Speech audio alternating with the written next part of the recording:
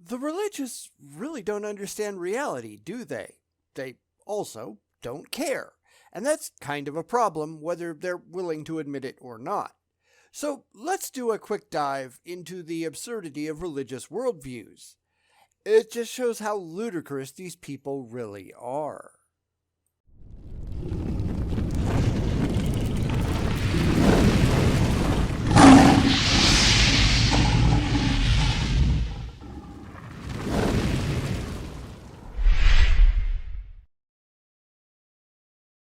We haven't done a John MacArthur video in a while, so let's do that. This comes from a channel called Preaching for God's Glory, and it's just a clip from something else because, as I keep saying, religious apologetics are absurdly incestuous. But we'll just take this part on, and if people want to see anything else, well, you can let me know that in the comments.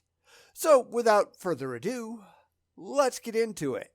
You hear a lot of talk these days about Christian worldview, but unfortunately, I think a lot of people who talk about it have something different in mind. They're trying to blend theology with Christian themes or theological ideas. That's not a Christian worldview, though, right? If I understand what you're saying.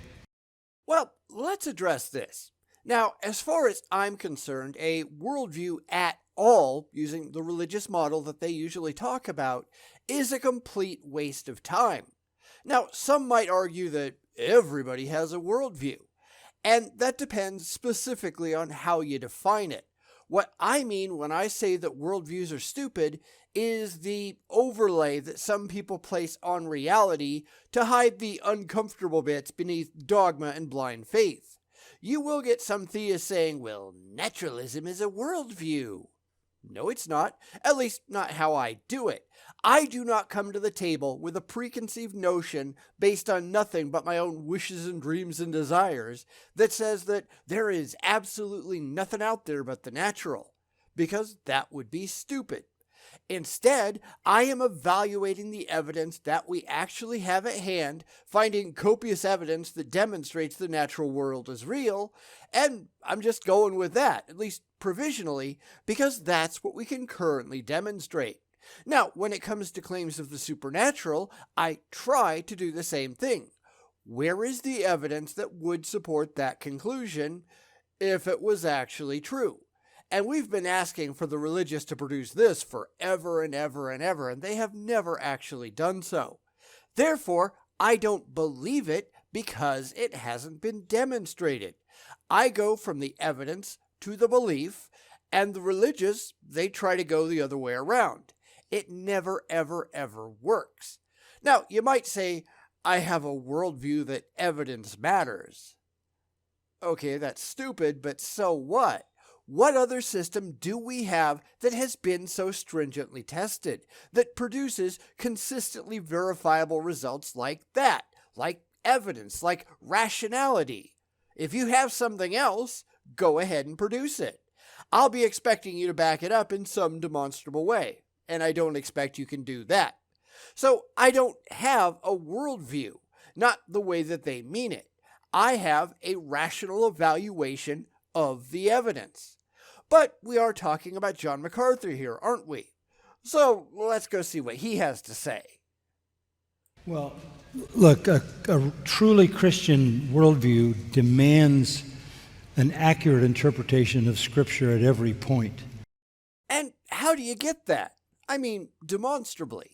Because I've made the point plenty of times before that there are more than 42,000 distinct sects of Christianity, all of which seem to think that their interpretations are right and everyone else's are wrong. So we're right back to square one. How do you know that your interpretations of Scripture are correct?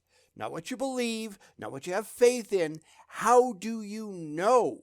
And more importantly, how do you know it? How do you demonstrate it to anyone else who might not share your religious biases? That's the part that they don't want to talk about. If you talk to Catholics, they'll have one point of view. If you talk to Protestants, they'll have plenty of others. But which one is correct? And they don't have an answer to that. You'd think that would be kind of important, wouldn't you? Apparently not. Because here's the other thing. You haven't proven that any of them are correct. You are just asserting that yours are, which is a tiny, tiny, tiny percentage of what's actually out there, but they can't all be right and they can't all be wrong. You haven't demonstrated at all that any of them are even reasonable to accept. Why? Because you got no evidence, and that's a failure on your part. You can't say, I don't exactly know what Genesis means. Maybe we can't know that. Call yourself a theologian. You can't be unclear about any doctrine. You can't be unclear about the gospel. You can't be unclear, as Ken pointed out, in all the matters of Genesis. You can't have a Christian worldview if you can't handle the Scripture accurately. But how do you know that? The question isn't going to go away just because you have no answer. And this brings up a video that I saw really recently where you had a Baptist and two Mormons on the street having a conversation, and both sides were doing the same thing. Well, my interpretation of the Scriptures is true. No, our interpretation of the Scriptures is true. But that's all they could do, is just say, but I'm right.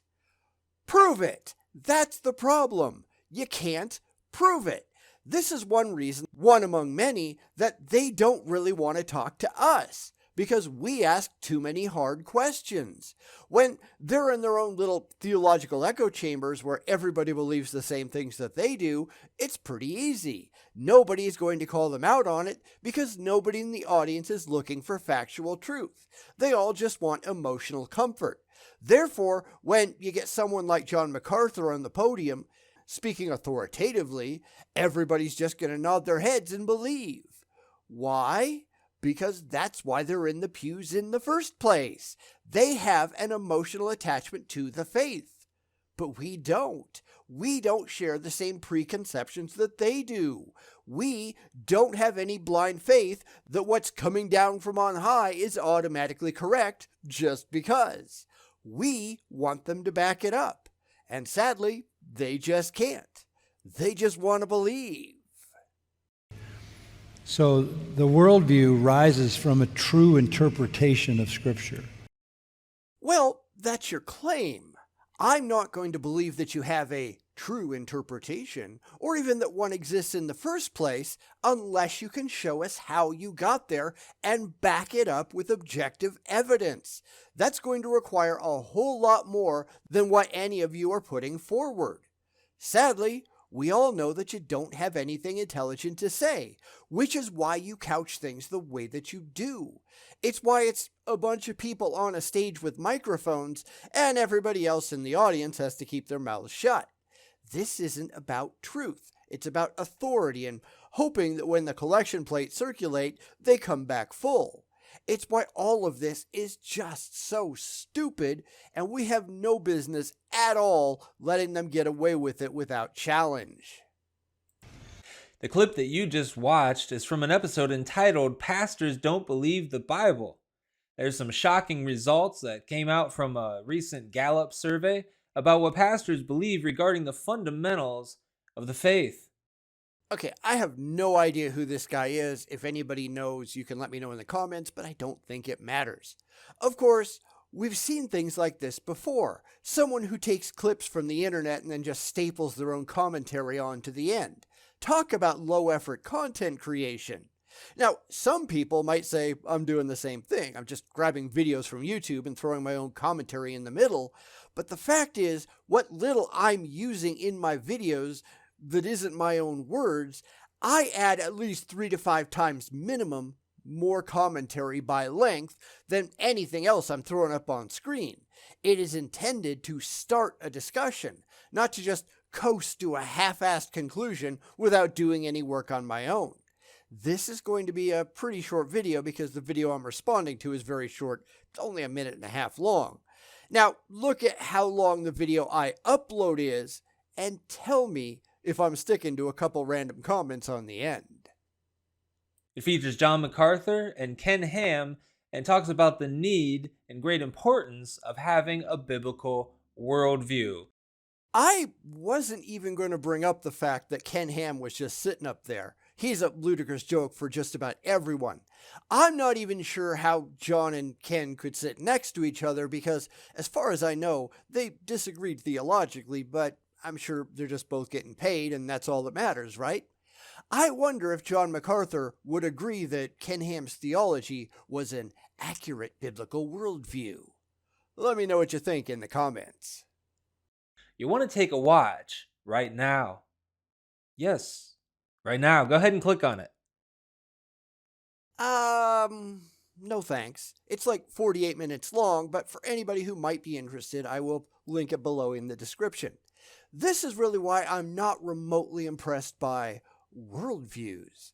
The second these people say, well, I'm speaking from a Christian perspective, I just laugh. Your perspective is based on your wishful thinking. It's based on your childish fifis, nothing more. How do you back it up? Well, they can't. They don't even try. It's true because they believe it's true. It's true because they want it to be true. They can offer no objective evidence in support, and that's where they and I will always differ. I don't care how you feel. I care what you can prove, and these people can't prove a damn thing. Until they can, they are never going to convince me that they have the slightest clue or are interested in one at all. And that's not because I'm biased against them. I am biased towards objective reality. You need to prove that what's in your head accurately describes the real world. If you can't, and we all know these people just don't care, then you're just living in a childish fantasy land in your head. Maybe you ought to knock that off. Just saying.